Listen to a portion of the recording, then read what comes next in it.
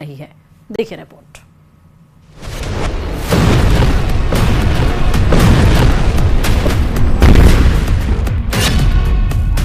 Biden के बम के बिना, अमेरिका के विरोध के बावजूद, पश्चिमी देशों की धमकियां अनसुनी करके इजरायल का रफा पर घनघोर हमला जारी। रफा को राख कर देंगे नेतन्याहू। पिक्चर बिल्कुल क्लियर है। इजरायल को किसी की परवाह नहीं, उसका टारगेट सेट है। हमास के आखिरी आतंकी को खत्म करने तक इजरायल नहीं रोकने वाला। बीच में चाहे 14 लाख की आबादी वाला रफा का इलाका है, चाहे बाइडेन के हथियारों की खेप रोक देने की धमकी आए, इजरायली डिफेंस फोर्स रुकने वाली नहीं है। नतीजा सामने है, रफा जल रहा है। इजरायली सेना ने रफा को रसद पानी पहुंचाने वाली आखिरी लाइन पर भी कब्जा कर लिया है। रफा सिसक रहा है, सुबक रहा है। इजरायली फोर्स लाश पर लाश बिछा रही है। 3 पॉइंट में समझते हैं कि बाइडेन के विरोध के बावजूद नेतन्याहू रफा पर हमले क्यों कर रहे हैं। पहला, इजराइल का कहना है कि रफा में हमास के 3 ब्रिगेड एक्टिव हैं। दूसरा, गाजा के दक्षिण में रफा से हमास के आतंकी फुल ऑन एक्टिव हैं। तीसरा, रफा के रास्ते गाजा को हथियार सप्लाई हो रहे हैं। בדרום הרצועה, במרחב מזרח רפיח, כוחות אוגדה 162 ממשיכים בלחימה נגד יעדי טרור והברחת אמצעי לחימה במרחב מזרח רפיח. הפעילות הזאת תומכת את המודיעין שהיה בידינו. חמאס השתמש במרחב מעבר רפיח לטרור. מצאנו במרחב מספר פירי מנהרות טרור שאנחנו חוקרים אותם וסורקים אותם בשעה. मतलब साफ है कि रफा पर कब्जा किए बिना गाजा का समूल नाश नहीं किया जा सकता। लिहाजा कोई टोके, कोई रोके, इजरायल रफा पर हमला करने से चूकने वाला नहीं है। अमेरिकी कोशिश है कि नेतन्याहू रफा को निशाना नहीं बनाए, क्योंकि वहां बड़े पैमाने पर हमले में सिविलियन की मौत हो सकती है। लेकिन क्या सिर्फ यही वजह है कि बाइडेन इजरायल को मदद करने के कदम अब पीछे खींच रहे हैं? As you all know, obviously last night the president outlined what has been our policy on Rafah, that his support for Israel's defense is ironclad, and Israel has every right to go after Hamas and those responsible for October 7th massacres. What we do not support is a major ground operation in Rafah, a city now sheltering over 1 million people, since we believe there are better alternative ways to go after Hamas.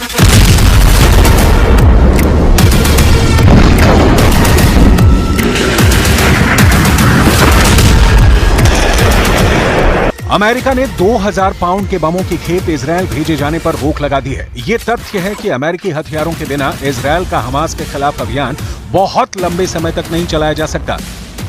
लेकिन इस वक्त Israel का stand बिल्कुल clear है कि बिना अमेरिकी मदद के भी वो हमास का अंत करने के लिए काफी है।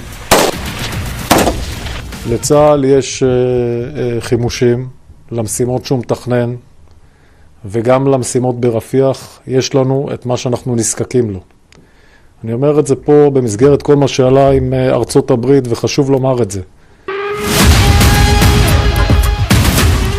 टाइम्स ऑफ इजरायल की रिपोर्ट के मुताबिक बाइडेन ने कहा है कि इजरायल को रफा में मिलिट्री ऑपरेशन और अमेरिकी हथियारों के बीच किसी एक को चुनना होगा, तो नेतन्याहू ने चुन लिया है रफा में मिलिट्री ऑपरेशन। पिछले 7 महीनों से जारी जंग के बीच ऐसा पहली बार हुआ है जब अमेरिका ने इजरायल को हथियार सप्लाई से इनकार कर दिया है। लिहाजा इसके पीछे की अमेरिकी वजह को डिटेल में समझना बहुत जरूरी है। बाइडेन ने साफ तौर पर कबूल किया है कि अमेरिका के हथियारों से गाजा में आम नागरिकों की मौत हुई है। अमेरिका का मानना है कि इजरायल अमेरिका से मिलने वाले बमों का इस्तेमाल रफा के रिहायशी इलाकों में हमलों के लिए कर सकता है।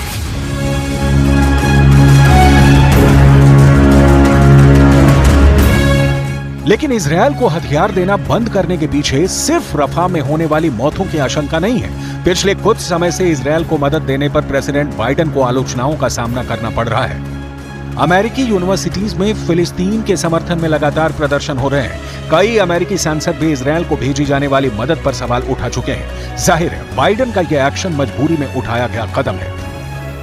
यह ध्यान देने वाली बात है कि बाइडेन ने नेतन्याहू को बम देना बंद किया है। अमेरिका ये अब भी कह रहा है कि इजरायल की सुरक्षा की जिम्मेदारी से वो पीछे नहीं हट रहा। यानी अमेरिका नेतन्याहू के सिर्फ रफा में मिलिट्री ऑपरेशन के खिलाफ है, ना कि हमास के अंत से उसे परेशानी है। अब सवाल उठता है कि रफा के जिन लोगों को अमेरिका मासूम मानता है, इजरायली हमले में जिनके मारे जाने की आशंका है, उन्हें मरने से कौन बचाएगा? रफा को फिलहाल कोई बचाने वाला नहीं दिख रहा। यह दीगर बात है कि रफा के लोगों के लिए अंतर्राष्ट्रीय मदद के दरवाजे खुले हुए हैं। कई पश्चिमी देशों जिसमें अमेरिका भी शामिल है, वहां से रफा को राशन पानी भेजा जा रहा है। लेकिन इस बीच रफा की जमीन जल रही है। इजरायली डिफेंस फोर्स के बारूद से रफा लहूलुहान है। अब तक 1 लाख से ज्यादा लोग पलायन के लिए मजबूर हुए हैं। 7 अप्रैल से अब तक कम से कम 50 लोगों की रोजाना मौत हो रही है। रफा में मौत और जख्मों की रिपोर्ट सिर्फ चौंकाती नहीं है, डराती भी है। अमेरिका की दलील है कि नेतन्याहू ने अब तक रिहायशी इलाकों में हमले नहीं किए हैं, लेकिन दूसरी ओर मौतों का आंकड़ा बता रहा है कि इजरायली डिफेंस फोर्स के सामने जो भी आ रहा है नेस्तनाबूद हो रहा है।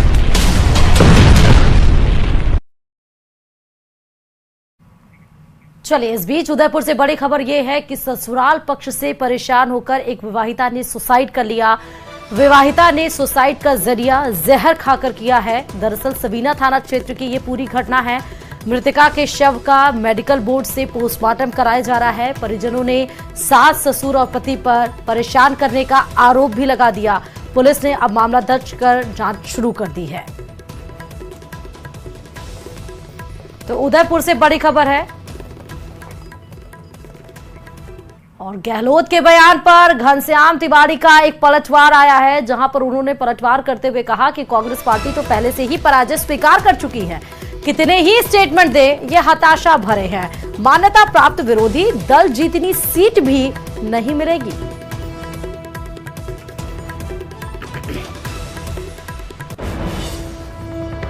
माननीय गहलोत साहब ने जो स्टेटमेंट दिया कि भारतीय जनता पार्टी कार्यकर्ता घरों से नहीं निकले, भारतीय जनता पार्टी ने बूथ स्तर तक काम किया, उनके कार्यकर्ता घरों से निकले। कांग्रेस पार्टी चूंकि पहले पराजय स्वीकार कर चुकी थी, इसलिए वो चुनाव में नहीं आए। इस कारण से पोलिंग कम हुई। कांग्रेस पार्टी कितनी कोशिश करे, कितने स्टेटमेंट दें, ये हताशा और खुन्नस के स्टेटमेंट हैं। कांग्रेस पार्टी को मान्यता प्राप्त विरोधी दल जितनी सीट भी लोकसभा में नहीं मिलेगी। और अब स्पेशल रिपोर्ट में बात करते हैं रूस यूक्रेन की जंग की, क्योंकि रूस यूक्रेन की जंग को 800 से ज्यादा दिन हो चुके हैं, लेकिन ऐसा एक बार भी नहीं हुआ कि रूस हारता नजर आए। इधर 5वीं बार रूस के राष्ट्रपति बने पुतिन ने जंग के लिए एक ऐसी टीम बना ली है जो तीसरे विश्व युद्ध में यूरोप से लेकर अमेरिका तक कोहराम मचाने की तैयारी में है। देखिए रिपोर्ट।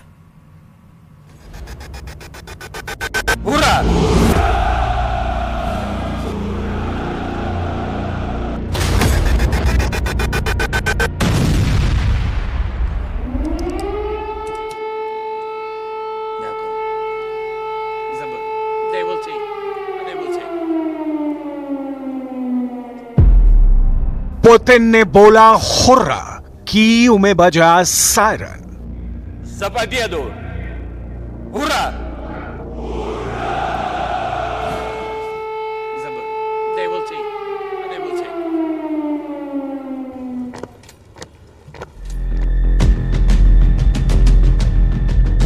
पांचवी बार रूस के राष्ट्रपति बनने के बाद व्लादिमीर पुतिन कुछ ज्यादा ही खतरनाक और आक्रामक हो गए हैं। पुतिन के तेवर और बॉडी लैंग्वेज आज ऐसी हो चुकी है जिसे देखकर साफ लगता है कि वो रत्ती भर ना तो अमेरिका की परवाह कर रहे हैं और ना ही 32 देशों से बने नाटो से जरा भी डर रहे हैं।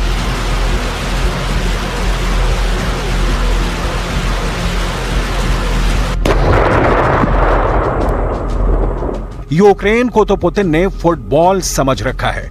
जब जी चाहता है 2-4 लातें मार देते हैं।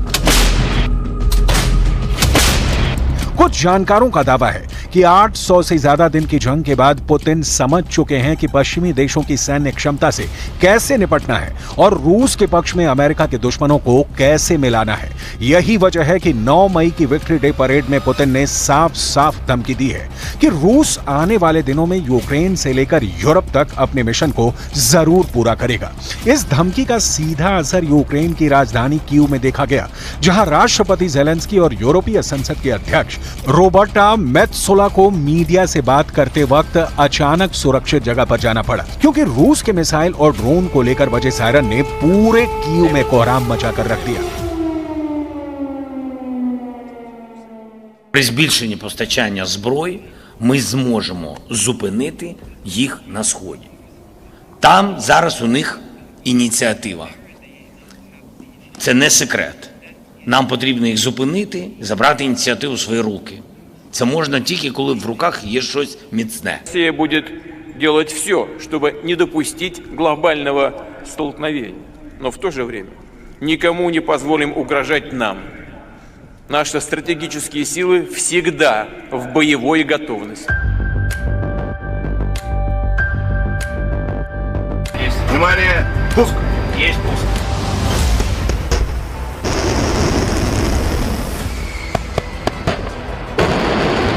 अब आप ये भी जान लीजिए कि 24 फरवरी 2022 से अब तक रूस यूक्रेन के कितने हिस्से पर कब्जा कर चुका है।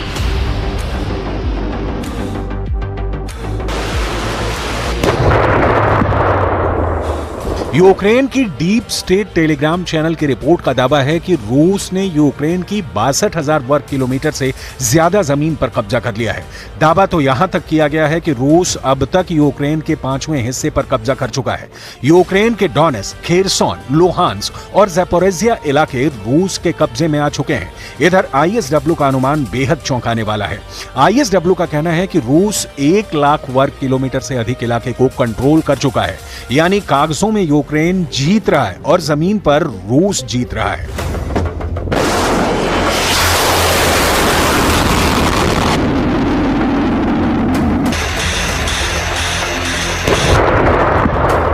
हारते यूक्रेन को बचाने के लिए वैसे तो नाटो के 32 देश जुटे हुए हैं, लेकिन इसमें नाटो देश अमेरिका यूक्रेन को जंग में जीत दिलाने के लिए एड़ी चोटी का जोर लगा रहा है।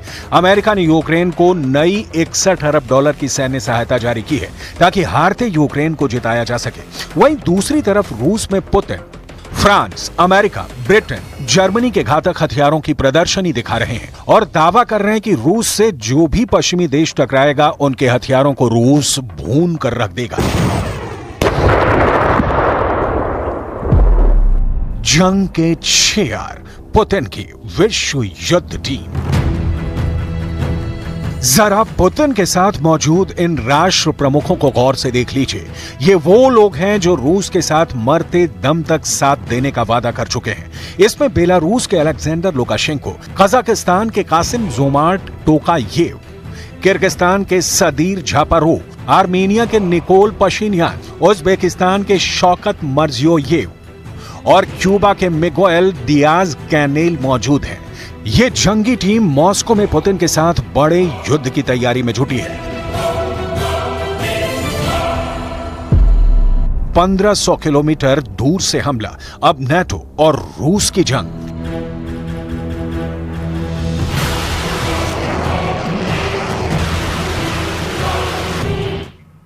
चलिए, तमाम खबरों के साथ स्पेशल रिपोर्ट में फिलहाल अभी के लिए इतना ही, और खबरों के लिए देखते रहिए न्यूज़ 18 राजस्थान।